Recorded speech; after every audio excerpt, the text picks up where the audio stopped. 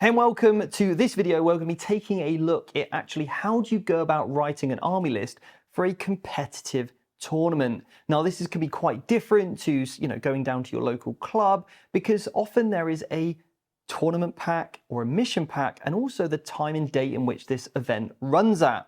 So I'm Stephen. I'm joined with Michael. How you doing, Michael? I am well, thanks.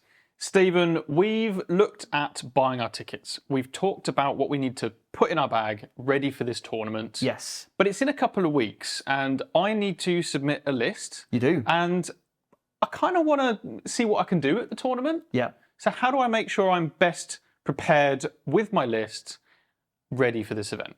Okay, so if you haven't gone and watched back our other videos yet, make sure you go and do that, and we're going to help you get prepared for your first tournament. But we're at this stage where, like you said, we're right before list submission. This is probably where you're going to be, debating constantly, what do you take? I haven't slept in days, Steve. I can see. Now, so the first thing that you want to do is read through the tournament pack. Okay, and where would I find something like this? Well, you'd hopefully find it on the tournament organizers website page. Right, okay. I guess this could be like Facebook, if there's an event page for it. It could be on Best Coast Pairing, sometimes they have it. It could be that, yeah. Or you could reach out to the person that's running the event, potentially. Exactly that. Okay. So, for example, the reason why that is significant is because of this stuff, the terrain. Right. Yeah. Okay.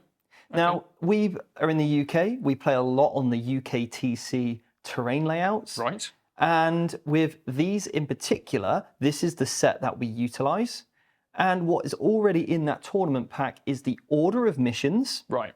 Okay, so we're going to know whether we're playing Chilling Reign, we're going to know if we're playing Take and Hold, because the cards have already been kind of arranged in such a way that allows us to have a player pack of missions with the how we score on primary, where the deployment zones are going to be and the objective markers, and any sort of special rules, like I said, Chilling Reign or setting up or removing objectives. But Steve, surely it doesn't matter what the terrain is or what the missions are.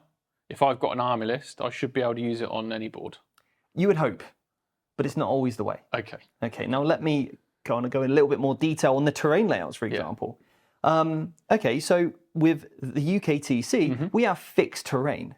Right. So you'll see in the terrain pack that actually it stipulates where you set each piece up. Now, I love my Land Raiders, Michael. Yes, so do I. I really do. And unfortunately, I can tell you from experience that there's a little gap here where I can't drive through. So that's information that I really need to know.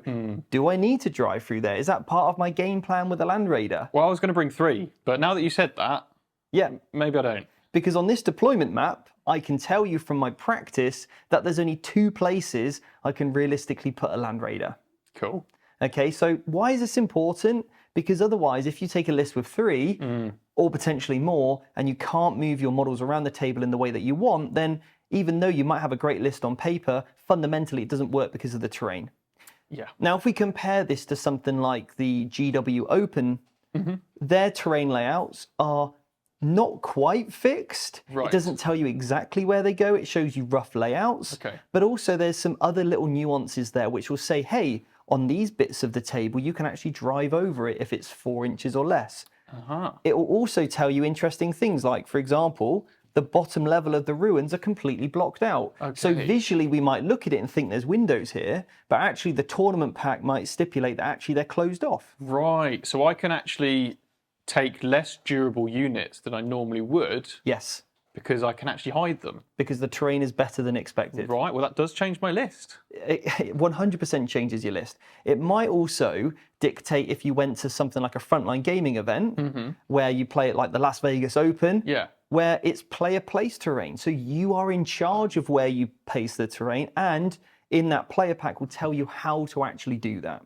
Well, that sounds like a whole nother bee's nest. It certainly is. And it's actually one of my favourite ways to play the game. Okay. Because you never get restricted as to where you want to move your favourite Land Raiders. Yeah. So this is why that's so important. There might be missions in which, stop you, for example. We've had it in previous editions of the game where it didn't allow you to make any pre-game moves into no man's land. And if your army really relies on pre-game moves, like mine certainly did at the time, and I play in this mission, which is always in this mission pack, hey, I can't rely on that now. I need other redundancies of my game plan because I can't rely on being able to scout, move, or infiltrate. Yeah. So there might be rules interactions that are overridden by that.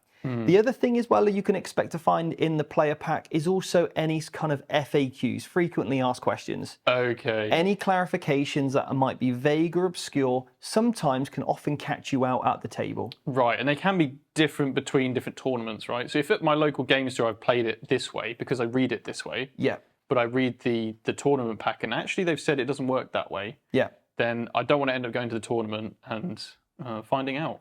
Yeah, That so would be sad. hopefully this is where you're going to get all that information. Right. Okay, it's going to give you a really good grounding and base. Now, the benefit of having all these different things is that you can now actually put into practice your list and you can get it onto the tabletop. And that is that kind of next stage, is getting your army onto the tabletop and seeing, okay, where do I deploy my units? Where do I move out to turn one? And this is something that we cover on the Academy in so much more detail. We have a module dedicated to preparing people for tournaments in the best possible way. We give you a structure of all the missions. But that being said, this is now time to practice your army list.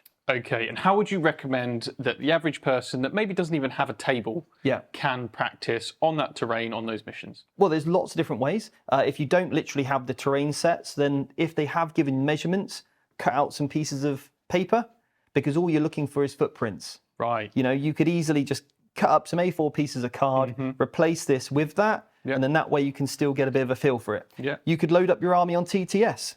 You could have and see what that's Tabletop like. simulator. Yeah, exactly. That's another, you know, you could go to a local club that you know has terrain, or maybe around a friend's house. Yeah. Now, when you are practicing, there's one thing to be said. If you and I were to practice for a tournament, hopefully you and I would have a discussion before. Hey, Michael, I'm going to bring my tournament list. Can you help me prepare for the tournament?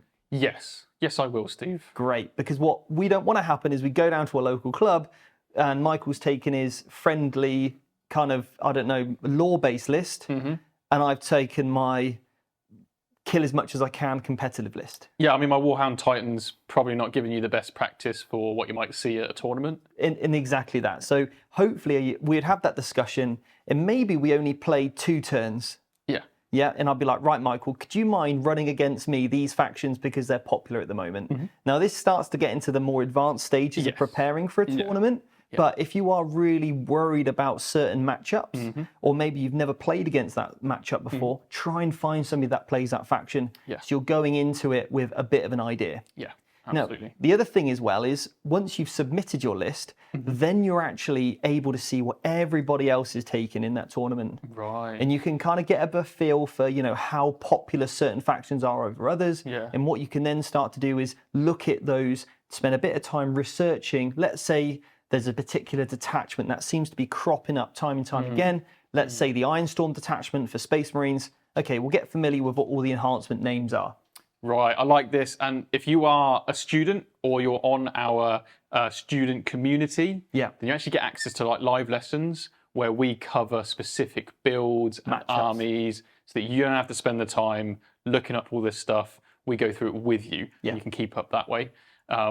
Yeah, fantastic. So this is kind of that next level. Yeah, okay. And once you've got a really good feel for that, just, you know, when you get there, you should have an idea of where you're going to deploy your army and really get the most from it. Yeah, awesome, awesome. Okay, so I feel ready now. I'm going to go to my local. I'm going to set up some terrain, and I'm happy to do this by myself. I'm investing time in myself. I'm going to set some, see where I can move, change my list, submit my list, maybe play a couple of practice games, and just ensure I fully understand all of the units in my army, ready for this tournament. That's it. Very excited, Steve.